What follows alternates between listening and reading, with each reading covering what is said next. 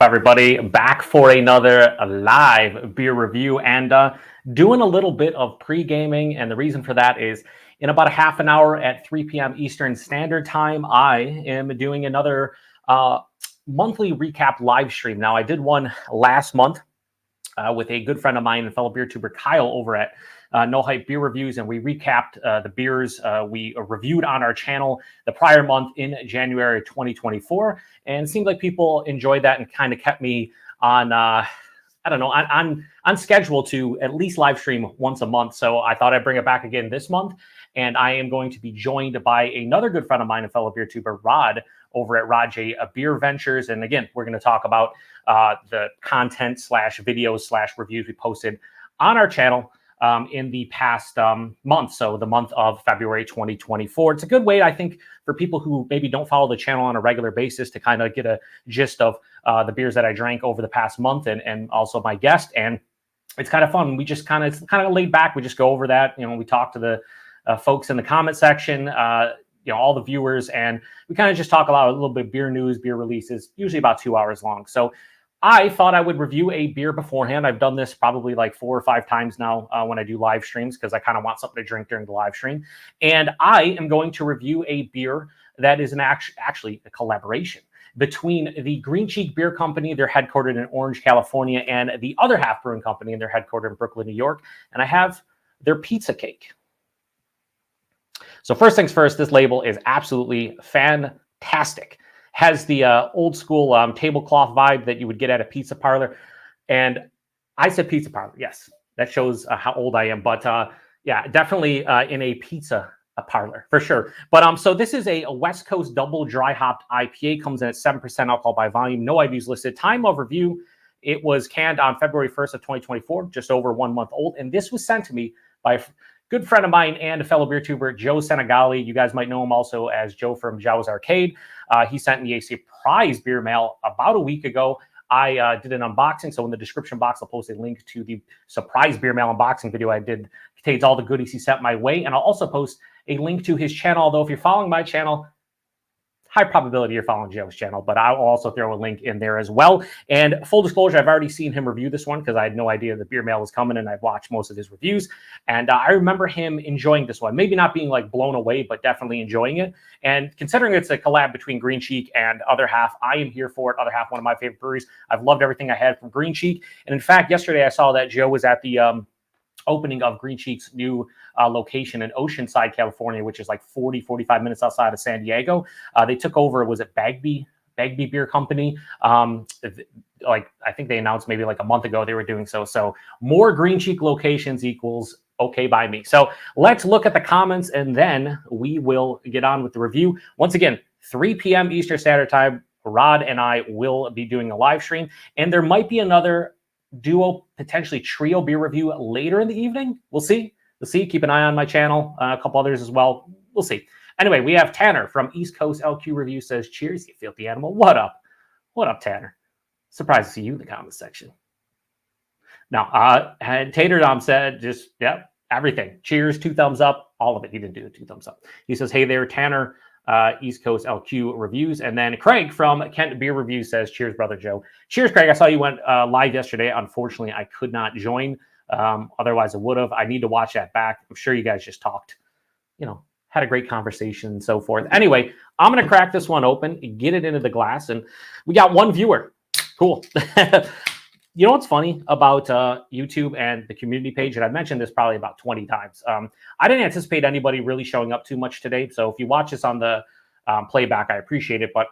And if you're also watching live, obviously I appreciate it. But the community tab for YouTube is, in my opinion, just not great. I posted that I was going to do it with Rod. No likes, like almost no views. I don't even know if people see them. I don't know how much people consume my content on mobile, whether it's a tablet or a phone or whatever. But it just seems like, I don't know, my community tab just doesn't get a lot of love. I don't know what it is. So whatever. Maybe I'm just terrible, which I am. Anyway, we're going to give this a pour here into this North Park glass. Now, this is like one of your new school West Coast IPAs, I'm pretty sure. However, though, even though I say that, I think it's brewed with, I want to say it's Motueka, Simcoe, and Mosaic. I put it in the Yeah. Here's the live. Let me look at it and make sure. Yeah. Motueka, Citra, and Simcoe, not Mosaic. So Motueka, Citra, and Simcoe. So yeah, anyway, I poured it kind of aggressively so I could get a nice huge head. And you can see my stupid face in the background here. Beautiful clarity. It looks dark on camera. In person, it's more like a vibrant yellow. On camera, it looks more like golden. I hold it up to the light. Yeah, great clarity, obviously. Decent carbonation. Almost a 3-finger soap sudsy looking head, off white. But I mean, if you're looking for like an old school West Coast IPA, this would fit the bill. And Craig says, yeah, talk shit. LOL. That's what you do on these live streams. And then Jesse says, what's up, Joe? What's on the menu today while talking about last month's beers? Well, probably be drinking this, Jesse. You know, I don't drink a lot of beers anymore each day. This is 7%. And the beer I might review after the live stream with a couple other beer tubers potentially is like almost 6. So that's kind of my limit for the day. I'm probably not going to go too crazy. So see how this one is. So yeah, anyway, plays the role. Now, like I said, I watched Joe's review because I didn't know he was sending to Beer Mail. And I remember him saying it was very citrus heavy. I do recall that. And I think he said it wasn't as bitter as like a true old school West Coast IPA, but whatever. We'll see what I think. Yeah, so this definitely very citrus heavy. But on top of that, there is a nice like stone fruit, tropical fruit thing. The citrus in this, though, I guess it's because I know Motueka's in it. Joe did not know the hops, but I'm getting that lemon lime citrus, but I'm also getting like a really nice kind of like pithy and like zesty orange, like a mandarin orange, little white grapefruit, things of that nature. But then I get a little bit of stone fruit, touch of stone fruit, like a mango, peach. What I'm getting in here is kind of interesting. A little touch of papaya, maybe passion fruit. Yeah, it's really nice. There's a underlying like bready kind of crackery malt base, which is kind of typical for especially the new age West Coast IPAs. A lot of the old school ones are bready, a little bit of caramel. I feel like nowadays more bready, biscuity, crackery, kind of almost like they're using a lot of like Pilsner malt. Let's see what else we got here. We got Billy shows up. I actually sent an email to Billy because he always doesn't get alarmed to my live shows like many others. What's up, Billy? So glad to see you showed up. Oh boy, Peter. The Casual Smokers Collective says, cheers, Joe. What's up, Peter? It's been way too long, man. I got to jump on. I don't see you, Peter, on a ton of UK, live shows as much anymore, but I miss the old days of the UK boys doing a show and I just randomly show up with my talking avatar for like three hours or so. I miss those days.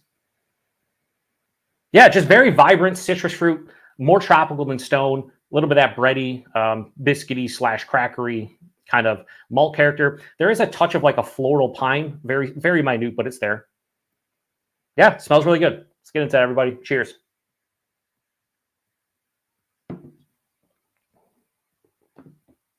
Oh, he says, wow. Hello, Peter. Is this a reunion of sorts? This beer is tasty. Yeah, this is real tasty. Let me go back for another sip.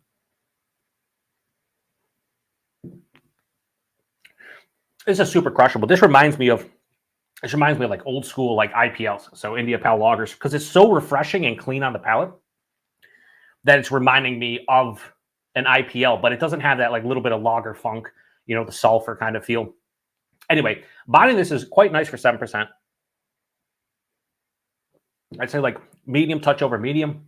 The mouthfeel crisp, moderate carbonation. It's very smooth on the palate. It's not creamy. It's not super soft like a new school like hazy, which I'm okay with because this is a West Coast IPA, even if it is not a classic per se. The taste right at the forefront. This very rarely happens for me, and Joe says it a lot. And like on my palate, and I don't know, I guess everybody's different. For my palate, I usually get malt character up front. Middle of the palate is where like the fruitiness from the hops hit me, and then on the back of the palate's where I get like a lot of like the bitterness, the dryness, and kind of like floral, pine, earthy, grassy. That's how like my palate perceives most beers that I drink. This though is doing something that I sometimes get where I'm actually hit with a lot of bitterness up front, and it's a lot of citrus bitterness. It's zesty, it's pithy, it's just a lot of like orange rind, grapefruit rind. There's that lemon lime, but it's not like a super juicy type of feel. It's just more of like the pith and the zest. Underneath that bready, crackery malt base, pretty fantastic because it lets you know this is an old school / new school West Coast IPA. You know this is a beer, but you also know that the malts actually come to the forefront with a lot of new hazies and whatnot. You don't typically get the malt, and when people do, they freak out. They're like, "Well, this should not be malty at all."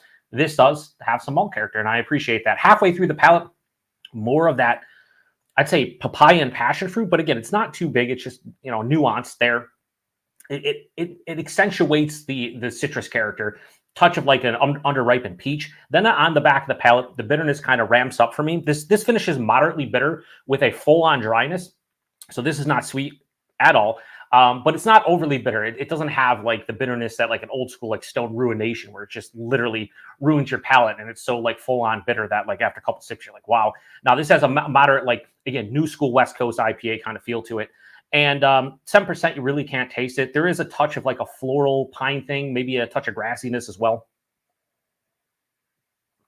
Very clean, like I said, super easy to drink this one. Like, I do like the dryness, and I'm not someone who's typically a huge fan of dry beer, especially when the rest of the beer isn't overly sweet. But it's making me go back for more, because right now my tongue is like sandpaper. Like it's like a cat tongue. It's very crazy. But John Rafferty says, Joe, what has been some of your favorite breweries as of late? I think you meant to say. It's a good question. There's a lot of breweries locally. One of my favorite breweries is Grow Brewing Company, a nomadic brewery. They brew out of Geneva, New York. They just recently announced they're going to open up a tap room in New Hartford, New York, which is just outside of Utica. Had a barrel-aged beer from them for the first time recently, or I should say the second time. The first time I reviewed it, absolutely fantastic. Most of their IPAs are awesome. Everything I've had from them has been awesome. Really cool to see them open up their new tap room. Unfortunately, it's like 3 hours away from my house. I was hoping they would open up, in the FLX region, so in the Finger Lakes region of New York, to be a little bit closer. But that's just selfish of me, of course. Really happy for them. They've been killing it as far as a New York brewery goes. Underground Beer Labs is another one out of Syracuse, doing some really good stuff for hop forward beers. Outside of that, like, I can't say, that I've been like drinking a ton of beers from like the same brewery. I'd say Pulpit Rock. I had a beer from them for the first time, which was like an imperial pastry style. It was absolutely fantastic. Here's what I'll say: I'm starting to enjoy the smoked beers. Believe it or not, like that's to me something I thought I'd never say. I've had a couple of Schlenkerla beers. The Rotbier specifically was really nice, probably my favorite to date. And I just reviewed, and the review should be up probably next weekend, but from Schilling, their Glibben, which is with a smoked Helles, and that was really well done as well. And I think that's kind of what I am enjoying is the smoked beers at this point. And we got Josh from Last Beer says, cheers, buddy. John, what do any beers that are I should say blowing you away, but what are you enjoying? I got an influx of the UK boys. I love you all. Jake, Peter, Craig, cheers to you guys. Pretty cool. Like I said, we have to do when you guys, I don't know if you guys do a Good Beer Friday. It's been a while since I've seen one of those. Jake, Rob, and Craig. But if you guys do that at some point, I'll have to hop on if you do like an after show at some point. Good to see you, Jake. But John, where anybody in the chat, what have you guys been digging lately, like the past month? We'll talk about it in about 15 minutes when I start the live stream. But yeah, for me, it's just a lot of different beers I'm trying. What I'm trying to do with my channel, more so over the past 6 months, is really switch up the styles.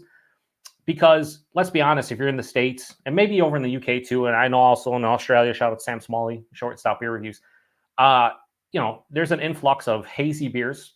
There's an influx of heavily fruited sours, pastry stouts, barrel-aged beers, and then like generic crispy lagers, like whether it's a Helles or whatever, right? That's all well and fine. I love all those styles. But I'm trying to get back into like some old school styles, maybe styles that I don't enjoy, like smoked beers. So I'm trying to mix it up on my channel a little bit, and at least 2-3 times a week post something that isn't one of those styles. It's hard because a lot of the stuff I do drink is in those aforementioned 5 or 6 styles. So, but I've been just going through the beers that I've reviewed in the past month. Like I've reviewed some interesting beers, like an oak lager Doppelbock, for instance. Just going through my notes here: a blonde ale, a Belgian Wit beer, an English IPA, a barrel-aged imperial rye beer, a Rotbier, no adjunct American stout, a Vienna lager, imperial double milk stout, a Rogan beer, a Munich Dunkel lager. Like there's American pale wheat ale, like a lot of different things that I've been trying to get back to, is like the classic styles, the classic beers, because that's what how I started drinking craft beer was just honestly going through a lot of the import section a lot of English beers, a lot of German beers, a lot of Belgian beers. And I quickly realized what I enjoyed out of those and then moved into the American stuff. But I just don't, harken back to a lot of those styles. And I know a lot of other beer tubers and even people that post on Instagram, social media people, they, stick to the hype styles. And I don't want to say I'm burned out on the hype styles because I still like them, but I'm burned out to the point where I don't need to post them every fucking day. You know what I mean? It's just whatever. Josh says, last one I had last night, Cool Bay from Hot Butcher, Nelson Southern Cross. I've had Cool Bay, and I thought it was pretty good. He says he's got another Schlenkerla Doppelbock, which to me was good, but still, and I love Doppelbocks, but it was just a little bit too that like meat smoke kind of like campfire. It was just a little bit too intense for me, even though I enjoyed it. The Rotbier was more my jam. And there's Sam. It's like the bat signal. You say his name, he appears in a fucking live chat. What's up, Sam? Go check out Sam. Just jumped into the YouTubing fray in terms of actual beer reviews about a month and a half ago, maybe 2 months ago, somewhere in that range. Go check out his channel. He is a great dude. Great content. He does most of his stuff live, and he gets a lot of cool beers from Australia because that's where he lives, and a lot of stuff you won't see in the States. So I always enjoy checking out beers from other countries that most likely will never make it here. Billy says, drinking Dank Little Thing from Sierra Nevada Brewery. Sierra Nevada has been killing it lately. I'm still upset that didn't show up, Billy. Dank Little Thing did not show up by me. We just got Cosmic Little Thing, though. But Dank Little Thing right over our heads. They were like, nah, no one wants a Dank Little Thing from Sierra Nevada, I guess. Fuck us. BC says, cheers, everyone. Cheers, BC. Good to see you, buddy. Hope you're doing well. And here comes Sammy. A 6:45 a.m. wake-up call from Joe. You better believe it, sons. Wake your ass up. It's the weekend, Sam. And Josh says, men digging wild ales. Yeah, I mean, that's honestly a lot of the like Saison / farmhouse beers in addition to straight up wild ales. And I know you just picked up some beer, Josh, from Cantillon, the Loons, dare I say. And I wanted to try some of them. I want to get some of the Driefontein stuff. We talked about, doing a live stream with the Oud Creek, I think it was, or I don't know. What was it, Sammy? It was definitely a creek of some sort. I want to definitely dive into those. Those usually are pretty tasty, and I enjoy wild ales. They just wreck me from an acidity standpoint. Like I usually get heartburn about 2 or 3 sips in because it's just so acidic and sour and just like it's sometimes too much for me. All of them come in fucking 750s or like 375s, and it's like, man, I want this as a flight. I want this to share with folks. Reviewing them is a chore if you're not reviewing them with friends. At least that is my own opinion. So yeah, let me do one more sip on this and then I'll rate it, but it's pretty fucking good. I will say this. I'm not going to sit here and BS you. I've said this before on my channel. I was never a huge fan of West Coast IPAs back in the day. My palate struggled with bitterness for a very long time, which is why I never got into IPAs until like the mid-20s. It took me about 3 or 4 years to really start to understand and enjoy IPAs, at least my palate, right? I still don't love West Coast IPAs unless they're kind of in this realm where it's like you get a good pop of fruitiness. It's moderately bitter. This is more in my wheelhouse than a old school, I'd say West Coast IPA or double IPA that just is so bitter that I can't taste anything else. I know a lot of people like that. I'm not one of them. This is more my speed. That said, this is not overly complex or anything. It's not wowing me to the point where I got to fucking scream from the rooftops and recommend everybody try it. But here's the thing. This is Green Cheek. It's other half, and it's pretty damn delicious. So Pizza Cake, their West Coast double dry hop IPA from, did I already say Green Cheek? Another half. I'm already hammered fucking, 4 ounces in. Could be. Anyway, I give this a straight 4.25 out of 5. Damn good beer. And, brownie points to this label. Like I said, it reminds me of going to a pizza parlor back in like the late 80s, early 90s. And just, getting a pie and with the family and whatnot. I just love it. So pretty cool. Price and availability, $18 a 4-pack. It's kind of expensive for 7% double dry hop West Coast IPA. It is California. People have no issues paying that. I'd probably, buy it to try once. Would I buy it at that, price point? I didn't buy it the first time, thanks to Joe. I don't know, maybe, depends. I would try other ones from them that aren't this for that price point, but it is pricey. And availability, it's a Green Cheek. California, I don't know if they ship. Maybe they have a beer finder. I don't know. I just know we don't see Green Cheek here in Buffalo, New York. Pretty much not on the East Coast as a whole. Josh says, tried to get that Lent beer, but was gone. Really? I have not looked for that yet. We still have to do the Schlenkerla stream at some point. If so, maybe that would be a beer to grab. I've never had that one. So interesting. Oh, we got Gloomy Otter. Nice. What's up, buddy? Good evening, morning. Cheers. He's in Poland, so cheers, good sir. Awesome to see you hop in a live stream. Yeah, so like I said, in about 10 minutes, doing a live stream with Rod from Rod J Beer Ventures. Again, monthly recap.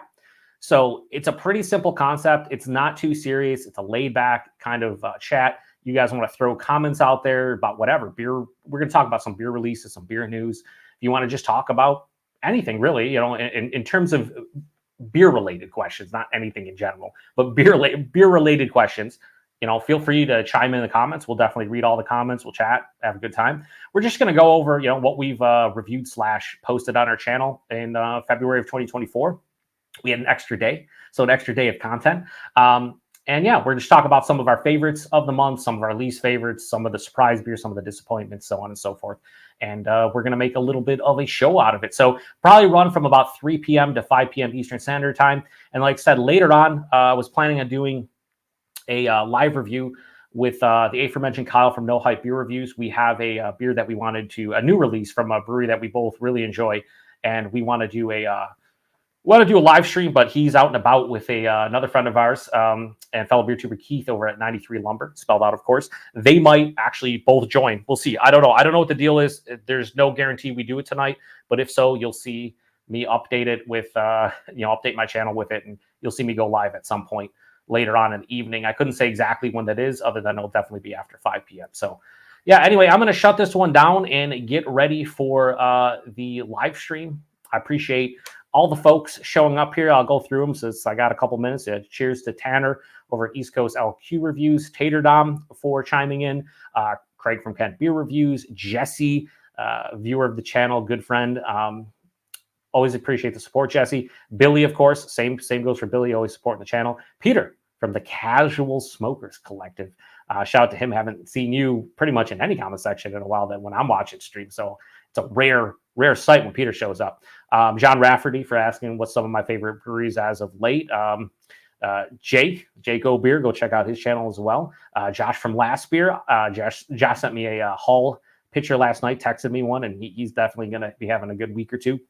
Sam from Short and Stout Beer Reviews. BC, of course. BC Beer Reviews, go check him out as well.